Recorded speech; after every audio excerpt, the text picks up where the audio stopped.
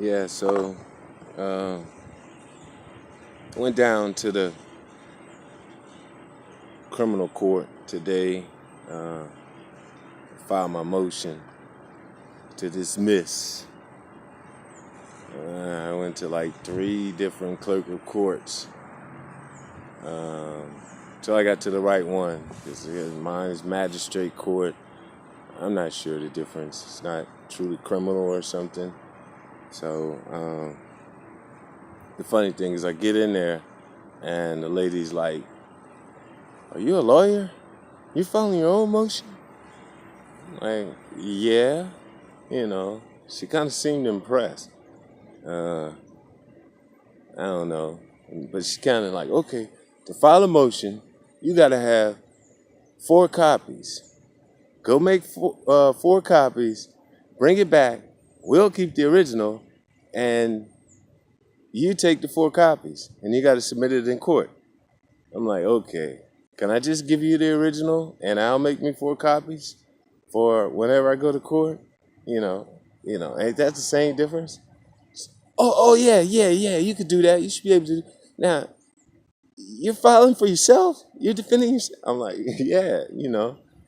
So, yeah, I don't know. It's kind of crazy because how people treat me whenever a different thing.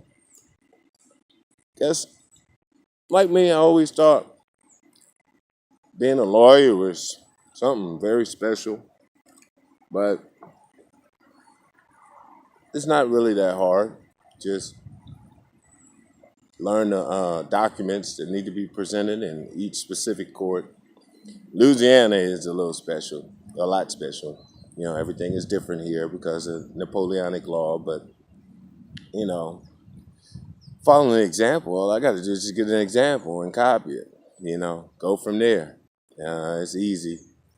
I always thought about learning Latin, pro se. I guess that means you're defending yourself, or whatever little jargon that they use in court. But it's not that complicated. And once you get in, and that's what I've been doing, I've been getting in and learning the civil codes, the different laws, um, that all you got to do is present it, and the judges should abide by it. The sad thing is they don't, especially with the children custody situation. I got turned on to two people that were members of the Louisiana Dads organization. I kind of found back in '97 after I went through the ordeal with my first daughter, Shelby and stuff. How, as far as the way courts operate, they don't they don't be fair. They're not fair, and that's just a travesty when it's supposed to administer justice. Give me fair treatment. Protect my rights as well as others. But the different courts, they do things whatever they want to do, and like I said, they're not held accountable. One guy that I got turned on to, he has a private investigator company. I'm not sure if he's a lawyer or whatever, but it's this from Louisiana Fathers' Rights Movement. One guy I came across. He basically had been in different sittings of sessions of, I guess, congressmen and lawmaking procedures. So I've been asking him, like, how did you get involved with that level of changing the system? Because that's really something that I want to do right now. And also, I'm thinking about my son Hunter. I kind of talked to him about profession, and I wanted him to be a lawyer, and maybe become a politician. That's something that I wouldn't mind doing, but I don't know. My blood pressure last night was like 160 over 93. And this crap is stressing me to out. You know what I'm saying? It is what it is. It's stress, unnecessary, and the unfair treatment. Just it goes from level to level to level. Like I said, as far as the arrest, and the state trooper didn't have to pull me, grab me. He hurt my back. My back been messed up ever since, and I'm on blood thinners, warfarin, and my levels are low. They took me to the hospital, and so forth, had me checked out, but then locked me up for 6 days with no medication. I'm telling them what I'm on, and the crazy thing is America, well, a lot of, the VA facilities and so forth, they tell me each day, thank you for your service. You're a hero, especially wartime veteran. And I'm finding out that there's a difference in, like, say, people who weren't in wartime in the military can't draw a pension like me. So, membership has its privileges. I'm not entitled, but I do expect my rights to be protected.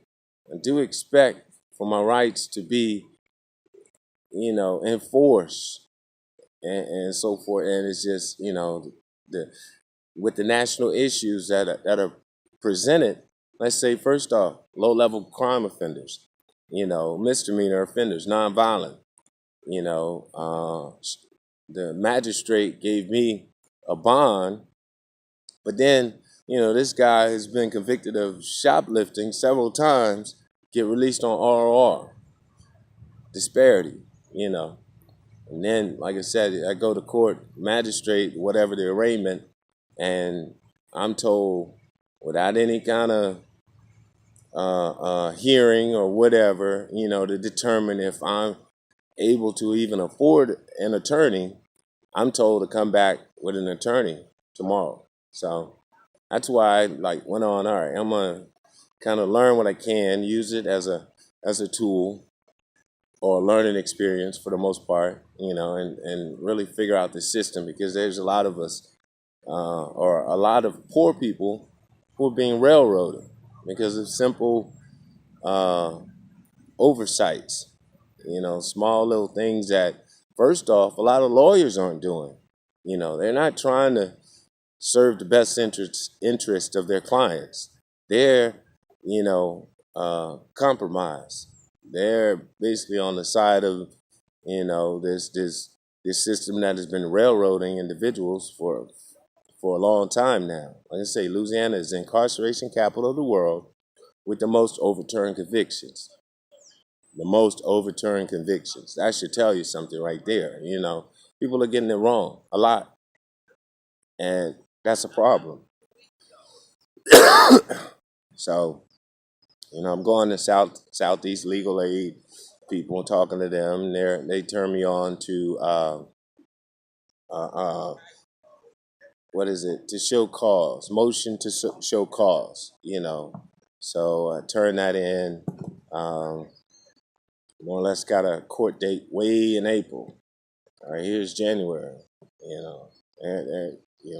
And I got an exhibit list. So I got all this stuff that's being submitted. All right, on this protective order, my ex is saying that I went to the school, and the principal is scared to be in school now without a guard or something, and that I'm threatening them to sue them.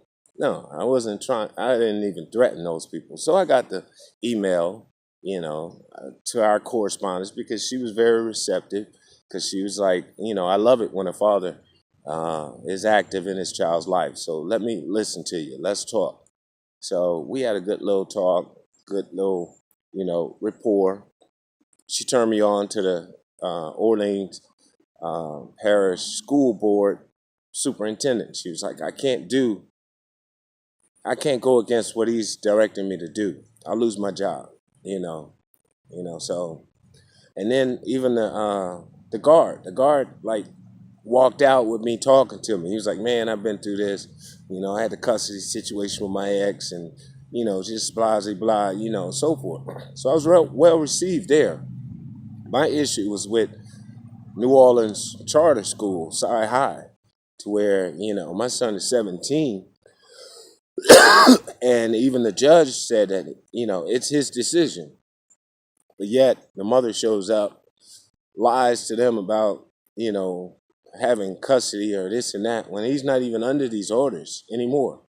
17. So I'm like, why have y'all asked my son? No, but you got to get off campus. Like I'm a criminal or something. Yeah, I want to sue the fuck out of them. Charter schools, oh, y'all private interests, so I know y'all got the bank, so that seems like a very good opportunity I must take, so seeing that, like I said, all these different lies, and then the video of me going to uh, my ex's job. She's saying I'm going there in a threatening manner, and all the people were scared. It's video, baby. I got this, exhibit list. All right, you committed perjury, and I realize now that I've been to jail 6 times behind this woman. It's about time that you go to jail and see what it really feels like and really be charged, really do some time.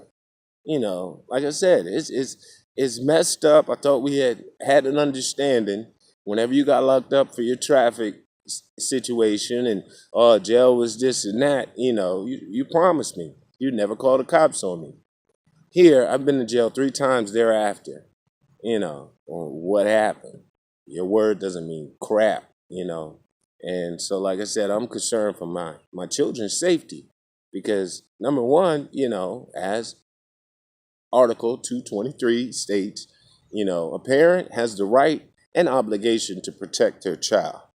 Here I got a CPS complaint, and then my son is telling me about, in certain situations that he's in this man's household and he's trying to get out as soon as possible, and you're going to the courts telling them that, I'm like badgering my kids for information. No, my kids tell on you. My kids don't like you. They know that I treat them better. They want to be with me, and you're holding them hostage. And I can't see why the courts are not really bringing the kids in and questioning them. That's number one. If I'm telling you this, all right, do the necessary investigation to hold all parties honest. Protect all interests involved, especially the kids. Fatherlessness is a problem nationally. So, like I said, I'm built. I'm built for battle, baby. So a lot of this stuff, yeah, it gets me down because, you thought you knew somebody, because I never knew she was a liar like this. I never knew that she was this freaking aggravating, this overbearing. Just, I'm like, enough should be enough. I told you years ago I was tired. Here I'm 45 and you're 48. You're still freaking immature. You're not, your selfishness is getting in the way of what's in the best interest of your own children. You don't give a damn about them, Here I'm trying to get my son into college, like I said, to be a lawyer or later on be a politician to help guide his steps to better him, and you're just causing interference just to be aggravating. It just, a lot of stuff is just, like I say, it's nonsense. It's madness. I used to always tell her that. It's madness. You're caught in a world of madness, because it's not right, not at all. So,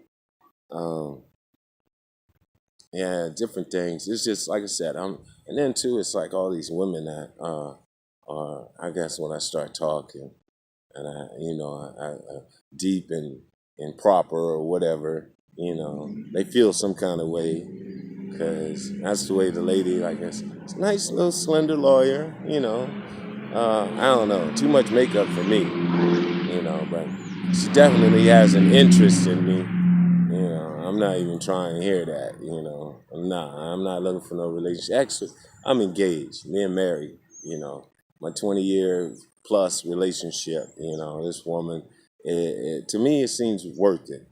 And I was listening to Beyonce's song the other day, Upgrade, Definitely, I need a woman that's going to upgrade. Put some money in my pocket. Yeah, that's what's up, We gonna do better together.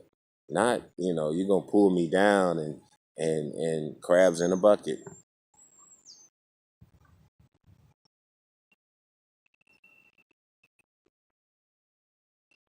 No more to be said.